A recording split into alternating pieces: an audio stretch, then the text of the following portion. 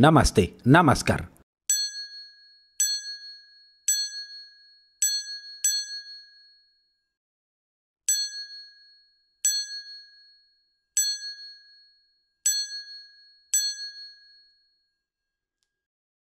Halo Movie Rangers, apa kabar kalian semua? Semoga kita semua selalu diberikan kesehatan. Bang Jedar mengucapkan selamat kepada Kak Mia Kurnia yang baru saja dikaruniai anak. Semoga anak Kak Mia Kurnia selalu dalam perlindungan Tuhan. Hari ini Bang Jedar akan menceritakan film berbahasa Telugu yang berjudul Sri Devi Soda Center. Film ini dibintangi oleh aktor Tollywood Sudhir Babu dan Anandi. Film ini bercerita tentang seorang pemuda yang memperjuangkan cintanya yang bertentangan dengan aturan kasta. Oke, langsung aja, put your headset on and listen to me.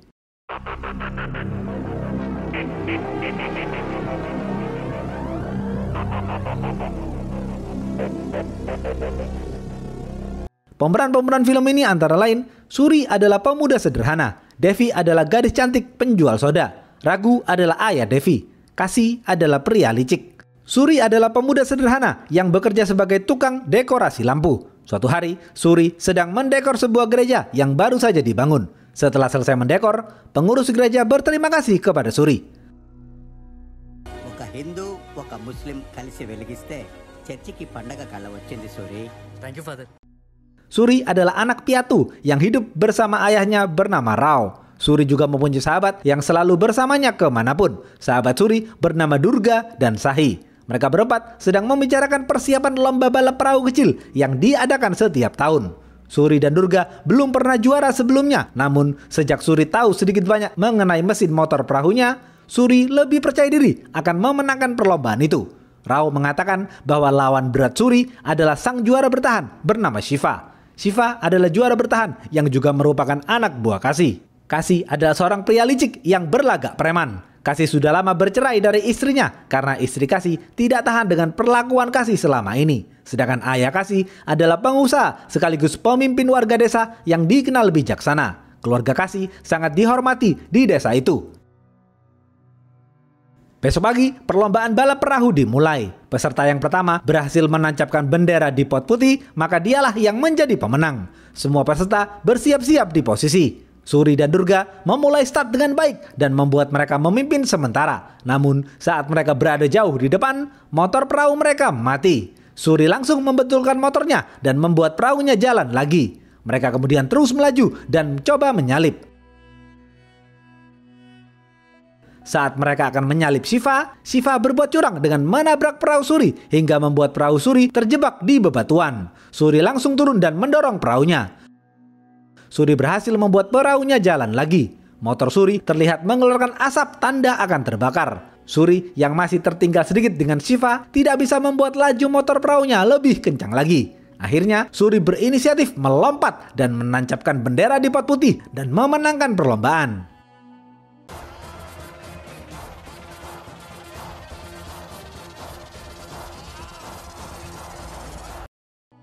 Kasih terlihat malu karena anak buahnya kalah dalam perlombaan itu. Kasih tidak suka melihat Suri dan Durga menang. Beberapa hari kemudian, warga desa yang dipimpin ayah Kasih mengadakan rapat untuk membicarakan acara festival tahunan. Masing-masing orang mendapatkan jatah pekerjaan untuk menyiapkan acara festival. Namun tiba-tiba, Kasih memberikan pekerjaan dekorasi lampu ke desa lain. Hal itu membuat Suri protes kepada ayah Kasih. Ayah Kasih yang bijaksana tetap memberikan pekerjaan dekorasi lampu kepada Suri. Kasih terlihat semakin membenci Suri. Setelah melakukan persiapan, acara festival tahunan digelar dengan meriah. Semua orang menyukai dekorasi lampu yang dikerjakan Suri. Beberapa menit kemudian, penjual toko soda bernama Devi meminta tolong kepada Suri karena lampu di lapaknya padam. Suri langsung membenarkan lampunya dan bisa melihat dengan jelas wajah Devi. Suri terpukau dengan kecantikan Devi. Suri diam-diam terus melihat Devi dari kejauhan. Tak lama kemudian, ada beberapa preman mencoba menggoda Devi. Namun Devi memarahi para preman itu dan berhasil membuat mereka kabur melarikan diri. Melihat hal itu, Suri langsung jatuh cinta kepada Devi. Suri berpura-pura membeli soda di toko Devi hanya untuk mendekati Devi. Kasih diam-diam juga menyukai Devi. Kasih mendatangi ayah Devi bernama Ragu. Kasih berjanji kepada Ragu ia akan mencarikan jodoh untuk Devi. Ragu dengan senang hati mendengar hal itu, karena Ragu juga ingin Devi segera menikah. Hari demi hari, Suri terus mendekati Devi di acara festival. Suri terus membeli soda di toko Devi untuk mendekati Devi. Suatu pagi, Suri dan Durga sedang naik motor dan tidak sengaja melewati kubangan air dan membuat cipratan air ke baju Siva. Siva marah-marah kepada Suri. Suri meminta maaf, namun Siva tetap tidak terima. Besok malam adalah acara terakhir festival. Semua warga desa menonton film pendek di layar tengah. Di sana, Durga dan Rao juga ikut menonton. Durga menelpon Suri agar Suri menonton bersama mereka. Namun Suri sedang sibuk mendekati Devi. Karena merasa terganggu oleh panggilan handphone Durga, Suri mematikan handphonenya. Siva iri hati melihat Durga dan Rao yang tertawa bahagia. Siva ingin menghajar Durga dan Rao. Siva meminta izin terlebih dahulu kepada Kasih. Kasih menyarankan agar Siva menghajar Rao untuk memancing emosi Suri. Setelah emosi Suri meledak, Kasih memerintahkan Siva untuk membunuh Suri. Siva kemudian mendatangi dan mendorong Rao. Siva lalu mengencingi Rao di depan warga desa.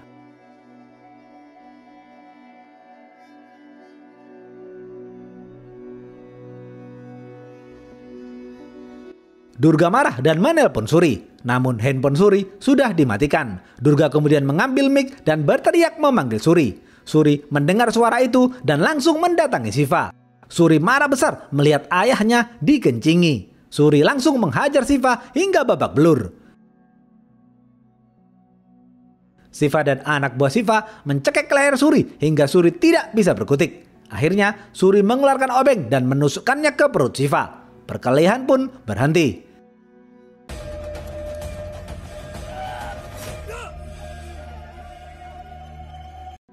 Siva dilarikan ke rumah sakit, sedangkan Suri diamankan di kantor polisi. Suri akan digugat ke pengadilan.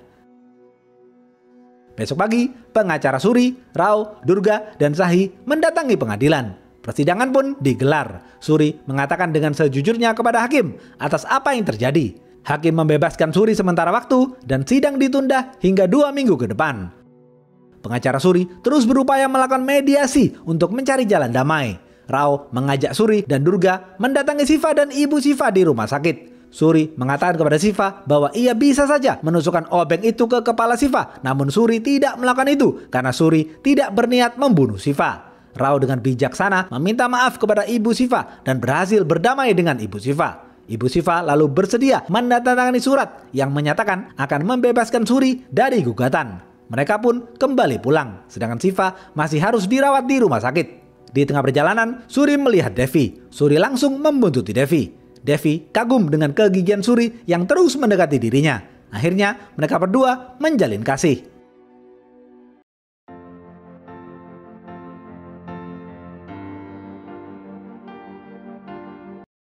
Setiap hari, Suri dan Devi selalu bertemu di tempat favorit mereka, yakni di pohon dekat sungai. Mereka berbincang satu sama lain. Suri berniat menikahi Devi karena Suri sangat mencintai Devi. Begitupun dengan Devi yang sudah bucin kepada Suri. Hingga suatu hari mereka berdua kepergok ragu.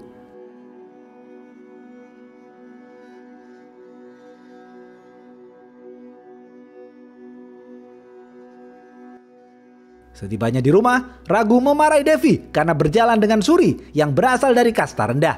Devi hanya menunduk dan terdiam membisu. Malam hari, Ragu merasa bersalah karena sudah memarahi Devi. Ragu meminta maaf dan menyuapin Devi. Besok pagi, Ragu menemui Suri dan mengatakan, "Suri, di desa ini aku sangat dihormati. Karena kerja kerasku, aku bisa membuat 4 toko soda. Karena itu, mulai sekarang kau tidak usah mendekati Devi lagi, karena Devi akan aku nikahkan dengan orang lain. Aku tidak akan menikahkan Devi denganmu karena kau berasal dari kasta rendah." Sejak itu, Suri dan Devi bertemu secara sembunyi-sembunyi di dekat kebun.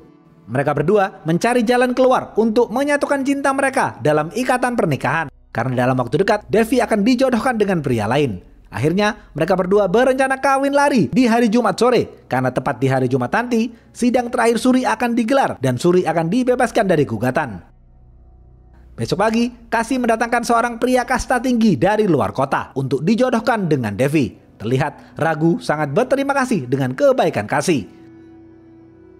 Beberapa hari kemudian, tepatnya di hari Jumat, sidang Suri digelar. Suri ditemani pengacaranya dan Rao sang ayah menunggu keputusan hakim. Di sisi lain, Devi dibantu Sahi menunggu Suri di pinggir jalan perbatasan desa untuk kawin lari ke luar kota. Tiba-tiba, di tengah persidangan, hakim mendapatkan berita bahwa Siva tewas di rumah sakit. Akhirnya, hakim memutuskan Suri dinyatakan bersalah. Suri kaget dan tidak menyangka Siva tewas di rumah sakit. Suri hanya bisa pasrah menerima keputusan hakim. Suri kemudian dibawa ke penjara. Di tengah perjalanan, Suri melihat Devi yang sedang menunggu dirinya. Suri mencoba turun dan mengejar Devi, namun tidak berdaya.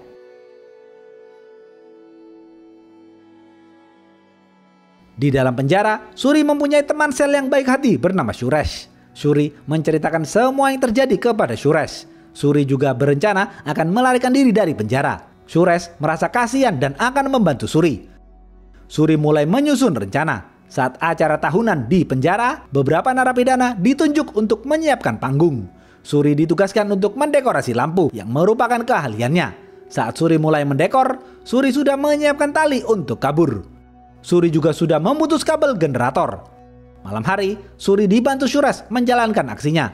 Suri tidak makan malam dan tetap di dalam sel untuk bersiap-siap, sedangkan Suresh makan malam di kantin penjara. Saat keadaan sudah aman, Suresh mematikan lampu. Semua orang mulai bingung hingga salah satu petugas berjalan ke ruang generator dan mencoba menyalakan lampu, namun justru membuat generator konslet.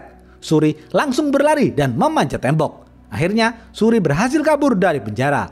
Suri lalu mendatangi rumah Devi secara sembunyi-sembunyi. Suri memanggil Devi lewat jendela. Devi kaget saat melihat Suri. Mereka berdua dibantu Durga dan Sahi langsung naik truk dan pergi keluar kota. Ragu meminta tolong kepada Kasih untuk mencari Devi yang berusaha kabur tetapi terlambat. Suri dan Devi sudah lebih dulu pergi.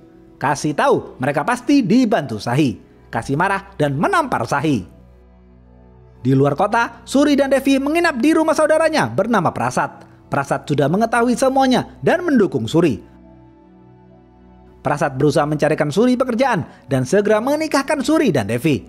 Tak lama kemudian mereka berdua menikah. Malam hari, setelah melakukan malam pertama, Devi berbicara dari hati ke hati kepada Suri. Devi mengatakan, "Suri, aku mencintai ayahku, namun aku juga mencintaimu. Karena itu, berjanjilah kepadaku jangan pernah memukuli ayahku." Suri pun mengangguk dan menuruti perkataan Devi. Prema, ma naanante kuda naku ante ishtam. Ante prema. Ayane manadu.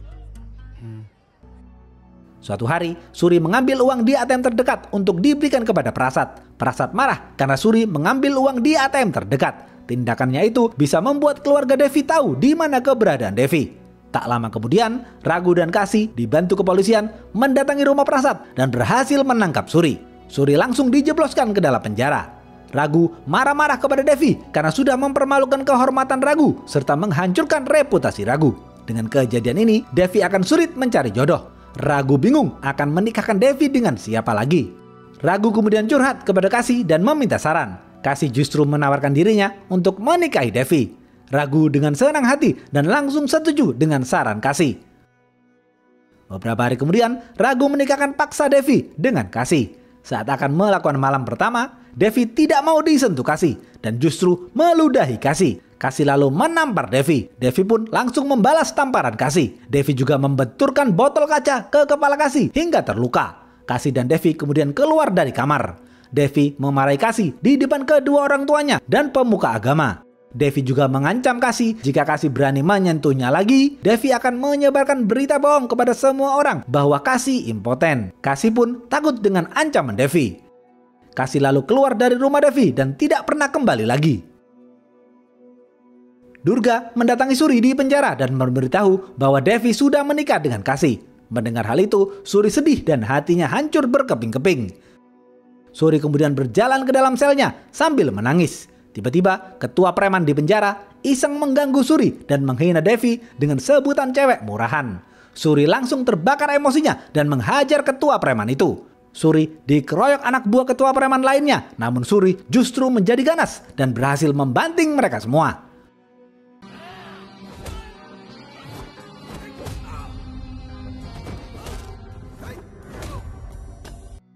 Suri mencekek leher ketua preman hingga pingsan.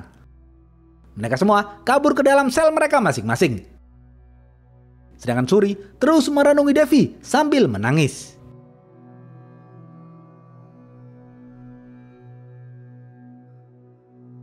Beberapa bulan kemudian, Suri dibebaskan dari penjara. Saat keluar dari penjara, Suri memeluk erat sang ayah. Suri lalu mendatangi toko Sri Devi Soda Center untuk melihat Devi. Tapi ternyata toko itu sudah tutup. Toko soda lain milik Raghu juga sudah tutup. Suri kemudian mendatangi Ibu Siva untuk meminta maaf. Meskipun Suri tidak berniat membunuh Siva, tapi Suri merasa bersalah karena Siva meninggal dunia di rumah sakit. Saat Suri mengangkat tangannya, Ibu Siva sambil menangis mengatakan kepada Suri, "Nak, engkau tidak salah. Yang membunuh Siva bukan dirimu, tetapi Kasihlah yang membunuh Siva." Cetir. Barulah di sini diceritakan fakta mengenai kematian Siva di rumah sakit. Kasih sudah menyukai Devi sejak acara festival. Kasih sengaja mencarikan calon pengantin pria kasta tinggi dari luar kota yang ternyata impoten untuk dijodohkan dengan Devi. Setelah nantinya Devi bercerai, Kasih bisa menikahi Devi dengan mudah. Oleh karena itu, Kasih ingin membuat Suri tetap di penjara. Namun Ibu Siva sudah menandatangani pernyataan damai dengan Rao yang akan membuat Suri bebas. Karena itu, Kasih sengaja membunuh Siva dengan menusukkan pisau berkali-kali ke perut Siva hingga tewas. Dengan begitu, Suri akan dipenjara sementara waktu. Kasih bisa menjalankan rencana liciknya untuk mendapatkan Devi. Suri kaget mendengar cerita dari Ibu Siva. Akibat perbuatan Kasih, Suri dipenjara dan berpisah dengan Devi. Suri yang terbakar emosinya langsung pergi mencari Kasih. Terlihat Kasih sedang memimpin acara ritual di depan warga desa. Tanpa basa-basi, Suri langsung memukul Kasih hingga jatuh tersungkur. Suri menendang Kasih dan menghantam Kasih menggunakan kursi kayu. Anak buah Kasih mencoba membantu, namun mereka semua dihajar oleh Suri menggunakan tongkat kayu. Kasih melarikan diri ke bangunan tua. Suri langsung mengejar Kasih. Kasih membalas Suri dengan melempar batu besar. Suri bangkit dan terus mengejar Kasih tanpa ampun.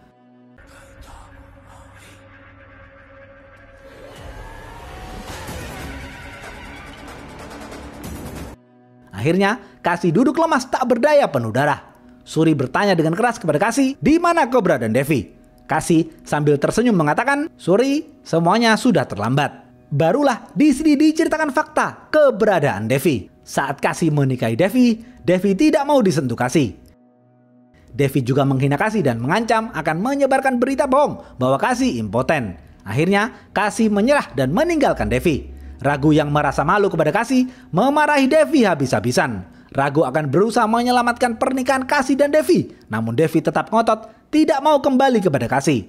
Pemuka agama juga menasihati Devi agar kembali kepada Kasih. Namun Devi tetap menolak. Sang ibu hanya terdiam membisu karena sang ibu mendukung keputusan Devi. Setelah berhari-hari merenung, akhirnya Raghu dan pemuka agama merencanakan sesuatu.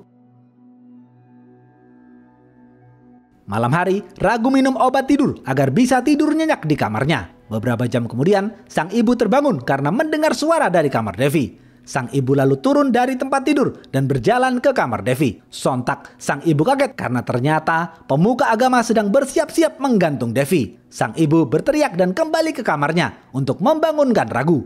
Setelah berteriak panjang, Raghu akhirnya terbangun dan menampar sang istri. Ternyata Raghulah yang menyuruh pemuka agama untuk menggantung Devi. Beberapa menit kemudian, pemuka agama menggantung Devi dengan tali hingga tewas.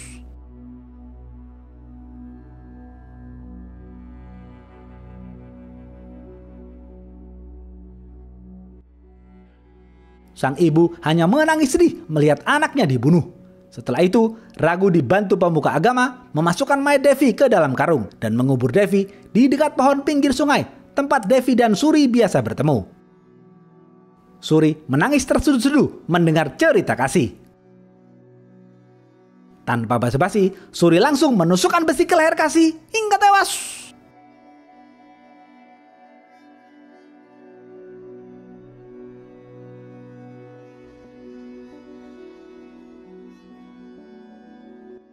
Setelah itu, Suri langsung mencari Raghu. Raghu dan istrinya bersembunyi di rumah tua. Terlihat Raghu sedang makan nasi. Suri memegang parang sambil mengatakan kepada Raghu, "Kau masih bisa makan setelah membunuh anakmu demi reputasi." Raghu Aku sangat membencimu, tapi aku tidak bisa membunuhmu karena aku sudah berjanji kepada Devi untuk tidak memukulmu. Bagiku, kau sudah mati karena kau adalah manusia yang tidak mempunyai hati nurani. Suri lalu meninggalkan Raghu begitu saja. Raghu terlihat linglung sambil berjalan membawa kursi. Raghu kemudian melakukan bunuh diri dan menggantung kepalanya dengan tali hingga tewas. Sang istri senang melihat Raghu melakukan bunuh diri. Sang istri lalu makan sambil tersenyum di depan mayat Raghu. Suri berjalan terseok-seok sambil menangis di atas kuburan Devi. Suri teringat masa lalunya yang indah bersama Devi, sang kekasih tercinta.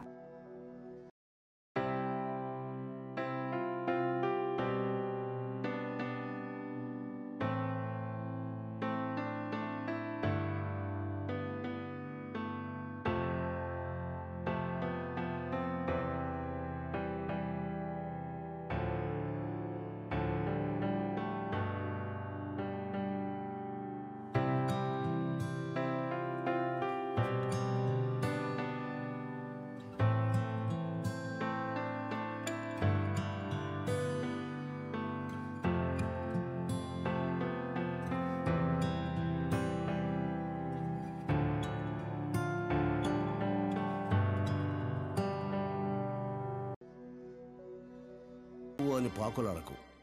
మన పరువు అనేది బజార్లో జనాల అభిప్రాయం రూపంలో ఉండదు, మన మనస్సులో ఉండే విచక్షణే. Habis. Ada dua pesan yang bisa kita ambil dari film ini. Yang pertama, dari sisi orang tua. Sebagai orang tua, seharusnya mendukung penuh keputusan anaknya jika sang anak tidak melewati batas. Kebahagiaan anak harus dikedepankan daripada reputasi bodong seorang ayah. Pembunuhan demi kehormatan adalah tindakan keji yang tidak bisa dibenarkan. Yang kedua, dari sisi anak. Cinta memang buta, tetapi sebagai manusia, kita mempunyai akal untuk berpikir dan mengedepankan logika. Jika sudah berusaha maksimal untuk mendapatkan cinta kita dan ternyata gagal, maka dia bukan jodoh kita. Karena sesuatu yang dipaksakan atau berlebih, itu tidak baik. Bencilah secukupnya dan cintailah secukupnya. Boleh jadi kita menyukai sesuatu, padahal itu bukan yang terbaik untuk kita. Boleh jadi kita membenci sesuatu, padahal itu adalah yang terbaik untuk kita. Maka dari itu, belajarlah mengikhlaskan, karena ikhlas juga bagian dari cinta.